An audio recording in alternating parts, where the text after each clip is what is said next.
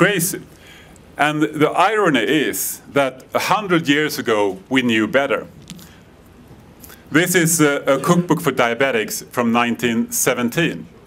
You can read it online if you like. It's called Diabetic Cookery, and you can Google for it, and you can read it.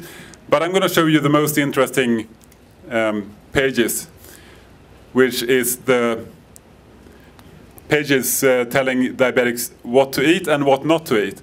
And let's see about what not to eat on the right. Number 1 is sugar. Number 2 is starchy foods, such as bread and pasta and rice. Actually, the heading of this page is foods strictly forbidden, which is now the base of the food pyramid. Crazy, right? Back then, diabetics were supposed to eat fat, such as butter and olive oil, meat, fish, eggs, which is about the same advice that I give to my patients today, getting excellent results for the people who can eat like that. So I'd like to show you a few studies on this. There are a few. I mean, Eric Westman did one of them, who's here today. I don't have time for that, but you can find them on my blog, dietdoctor.com. What I'm going to show you is that perhaps you don't even have to read a lot of studies. You could just prove this for yourself if you have a blood sugar meter.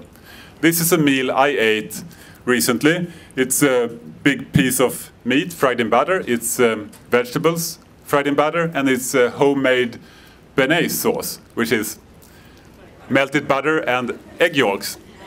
Okay, so it's a dietitian's nightmare. It's all saturated fat there, almost no carbohydrates, just a few grams from the vegetables. So what happens to my glucose if I eat this? Well, I tested it, and basically nothing happened. You know, really boring experiment. But perhaps we shouldn't be surprised, because if you don't eat any carbohydrates, you don't get any sugar going into your blood, and your blood sugar stays the same. Now, for a contrast to this, I went to the International Congress of Obesity, which is a giant conference for obesity researchers and the doctors. Once every year, they go to one place in the world to discuss the latest when it comes to obesity research. And in 2010, they went to Sweden. So I went there, and I was served the worst lunch I've eaten in years. This is some of it. And if you don't believe me, you can read on the sign, International Congress of Obesity 2010, Stockholm, today's lunch. And this is the entire package. You know, this is sugar in the chocolate bar, sugar in the fruit in a more natural form, sugar in the yogurt, lots of added sugar in it, and it's all starch in the sandwich. Of course, some people might believe that there is some tasty low-carb stuff in it, but you'd be disappointed. It wasn't the case. It's like a homeopathic dose of tuna somewhere, hard to find. You have to go looking for it. Anyway, to compare it to this meal, something else happened. And I was a bit shocked, actually, because in an hour, the blood sugar went up to 180, 179. And then, as you can see, it drops. And we've heard about this before at this cruise. You get hypoglycemia sometimes, and you get hungry, and you want to eat more. So,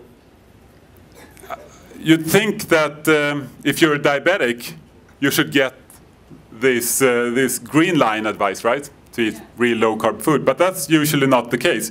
This is a brochure for diabetics in Sweden. It's called Food for Diabetics. And we can discuss the merits of a huge bowl of fruit. Perhaps it's not optimal for diabetics. But inside, it gets worse. It says that food that raises the blood sugar slowly is good, such as fruit and rice and pasta and potatoes and bread. Well, who gives out this advice that raise the blood sugar? It even says so, you know. And of course, it's a pharmaceutical company, as usual. And what do they sell? They sell insulin, yes. They sell drugs for lowering the blood sugar.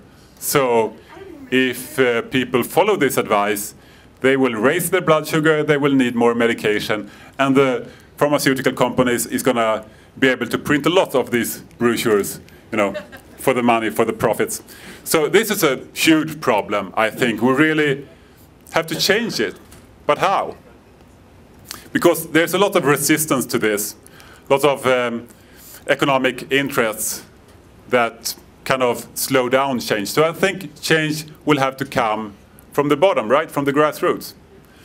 Viral change using media. And the best way perhaps to start this is via the internet and blogs.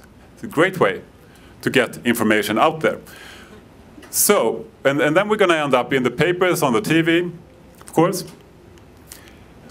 Just a few words about the message that I think can make this happen. I think we should really focus on the health aspects and not only on the weight. I think it's crucial that we focus on real food, not special processed low-carb products, right? Because this is a huge problem, I think, in Sweden and maybe even more so in America. It's called Eenfeldt's pasta. And this is of course not the only problem, but it's a good example of it. They claim that this pasta made from wheat, all carbs, is just going to pass through your system and nothing is going to be absorbed. Is it true? Well, it wasn't true for me when I tested it. It wasn't true for Jimmy Moore when he tested it. And when some real researchers tested it and compared it to regular pasta for a group of volunteers, they couldn't find a difference. So I'd say this isn't carb facts, it's carb fiction. It's a low-carb fairy tale. And there are lots of these out there, such as bread made from wheat, and even Atkins cookies made from wheat flour and sugar alcohols and lots of other stuff like sweeteners and God knows what. I don't think that products like these are the solution. I think they are a big part of the problem. Keeping people from losing weight and keeping others from even taking low carbs seriously. So I think we absolutely have to focus on real food. And thank you. Also, I think it's helpful that this is good for people like us, improving our health and weight, compared to the low-fat advice that today perhaps most benefits food companies, pharmaceutical companies, and so on. And finally, that this is based on new science proving that it works, compared to the old low-fat advice that didn't work in studies. Okay, so I think using that, I don't think we need to fear this resistance to change, because, like Victor Hugo said, all the forces in the world are not so powerful as an idea whose time has come. And the time has come. Finally, this is Kenneth Jacobson. Kenneth, he got type 2 diabetes early in life, in his 40s, and he gained a lot of weight. He weighed over 250 pounds. He got heart disease. He got heart infarct after heart infarct until he had 7 of them. Needed coronary bypass surgery, new vessels to his heart. Needed 12 drugs every day just to control his risk factors. Well, the future was looking kind of dark until one day in 2009 when he went to the store to get food. And he met someone there who he had not talked to before. By the dairy counter, he started to talk to an unknown man about butter for some reason. And this man told Kenneth that he and his wife had been eating LCHF for a while and lost a lot of weight, felt great, and his wife had gotten rid of her diabetes. So Kenneth found this intriguing, of course. He got an address to the internet, went home to read the same night, and the very next day he started eating real food, except sugar and starch.